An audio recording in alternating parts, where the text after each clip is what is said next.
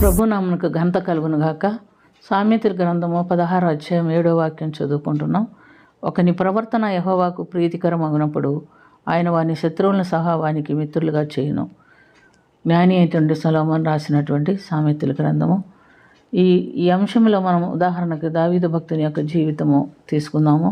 సౌలు రాజును ఇశ్రాయేలు వారు అందరూ గొలియాతుని జయించలేకపోయారు, చంపలేకపోయారు. ఇలాంటి సందర్భంలో దావీదు వచ్చి బాలుడైనటువంటి దావీదు గొలియాతుని చంపినట్టుగా మనం చూస్తున్నాం. అందును బట్టి ఇశ్రాయేల్ స్త్రీలు సౌలుకు 1000 కొలది అను దావీదుకు 10,000 కొలది కూలిరి అని గణపరుస్తూ పాడినందుకు సౌలుకు దావీదు మీద కోపం వచ్చింది.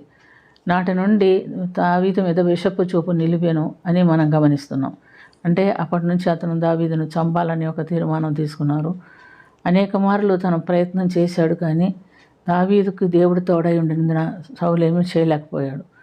ఇందుని బట్టి సౌలు కూడా ఏం తెలుసుకున్నాడంటే దేవుడు అతనికి తోడుగా ఉన్నాడు కనుక నేను అతన్ని ఏం చేయలేకపోతానని తలంచుకొని అతడు యుద్ధంలో చనిపోవాలని అతన్ని సహస్రాధిపతిగా నియమించి యుద్ధంలో పెట్టినట్టుగా ముందు పోయి వచ్చేటట్టుగా పెట్టినట్టుగా మనం చూస్తున్నాం. కానీ దావీదు ప్రతి విషయంలోనూ సుబుద్ధి కలిగి ప్రవర్తింపగా యెహోవా అతనికి తోడుగా ఉండెను. ఇట్లా సౌలు యోనాతానుతోనూ తన ప్రజలతోనూ చెప్పాడు, మీరు దావీదును చంపాలని కోరాడు. కానీ ఈ విషయం దావీదుకు తెలిసినప్పుడు దావీదు అక్కడి నుంచి పారిపోతున్నట్టుగా మనం చూస్తున్నాం. అతడు పారిపోయి ఎన్కేది అరణ్యంలో దాక్కున్నాడు. అటువంటిప్పుడు సౌలు అతన్ని తరుముకుండా 3,000 మంది సైన్యాన్ని తీసుకొని దావీదును వెంబడించినప్పుడు ఆ అరణ్యంలోనికి వచ్చిన తర్వాత ఒక గుహలో సంఘ నివృత్తి కొరకు సౌలు పోయి కూర్చుంటాడు. అటువంటి సమయంలో దావీదు తనతో కూడా ఉన్నవారు ఆ గుహలో ఉన్నారు. వారు చూచి దావీదుతో చెప్తున్నాడు, దేవుడు నీ శత్రువును నీ దగ్గరకు పంపించి ఉన్నాడు, ఒక పోటు పొడిస్తే చచ్చిపోతాడు అని చెప్పినప్పుడు దావీదు వారితో అలా ప్రవర్తించడానికి ఒప్పుకోలేదు. అతడు యెహోవా చేత అభిషేకం పొందినవాడు, నా యజమానుడు అతన్ని చంపడానికి వీల్లేదని క్షమించి అతని వస్త్రపు చెంగు మాత్రం కోసుకొని అతన్ని పంపివేస్తున్నట్టుగా మనం చూస్తున్నాం. రెండో మారు కూడా యెహోవా దేవుడు దావీదు చేతికి సౌలును అప్పగించాడు. కానీ అప్పుడు కూడా శత్రువుని చంపడానికి దావీదు ఒప్పుకోలేదు. దావీదు యొక్క నీతి ప్రవర్తన, యథార్థ ప్రవర్తన చూచి మరి సౌలు కూడా మెచ్చుకొని, అయ్యా నువ్వు యథార్థవంతుడు, నీతిమంతుడు, నువ్వు ఇశ్రాయేలుకు రాజు అవ్వదు అని చెప్తున్నట్లుగా మనం చూస్తున్నాం. కాబట్టి ప్రియమైనటువంటి దేవునిలారా, వాడు శత్రువైనా మన చేతికి చిక్కినప్పుడు శత్రువునైనా చంపటానికి మనకు అధికారం లేదని ఈ అంశాన్ని గురించి మనం గమనిస్తున్నాం.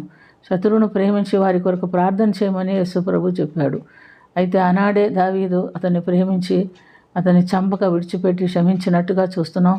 అతను ఎప్పుడైతే అతన్ని క్షమించి విడిచిపెట్టాడో దావీదు యొక్క మంచితనాన్ని బట్టి దేవుడు ఇంకనూ దావీదును ఆశీర్వదించి ఇశ్రాయేలుకి రాజుగా అతన్నే నియమిస్తున్నట్టుగా మనం చూస్తున్నాం.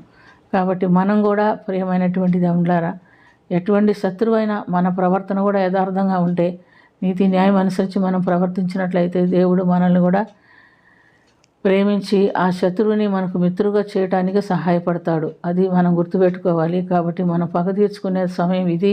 పగ తీర్చుకుందామని ఎప్పటికీ అనుకోకూడదు. పగ తీర్చుకొనటం నా పని అన్నాడు ప్రభు. కాబట్టి ప్రియమైనటువంటి దేవులారా, దావీదు యొక్క జీవితాన్ని సాదృశ్యంగా చేసుకొని మనం కూడా ఎలాంటి పరిస్థితుల్లోనైనా ఎవరి మీదన పగ తీర్చుకోకుండా క్షమించి ప్రేమించినట్లయితే దేవుడు మనల్ని హెచ్చిస్తాడు. అటు ధన్యకరమైన జీవితం వరకు ప్రార్థన చేసుకుందాం. ప్రేమ కలిగిన తండ్రి, కృప కలిగిన ప్రభు యేసు రక్షక, మీకు వందనాలు. దావీదుకు కలిగినటువంటి సుబుద్ధి, దావీదు కలిగినటువంటి ఓర్పు, తగ్గింపు స్వభావము ప్రభు మాకు కూడా దయచేయమని అడుగుచున్నాం. పరిశుద్ధుడా, మేము నా తండ్రి శత్రువులు దొరికితే వాళ్ళ మీద పగ తీర్చుకోవాలనే తలంపుతోనే ఉంటాము, కానీ వాళ్ళని క్షమించి వదిలిపెడదామనే తలంపు మాకు రాదు.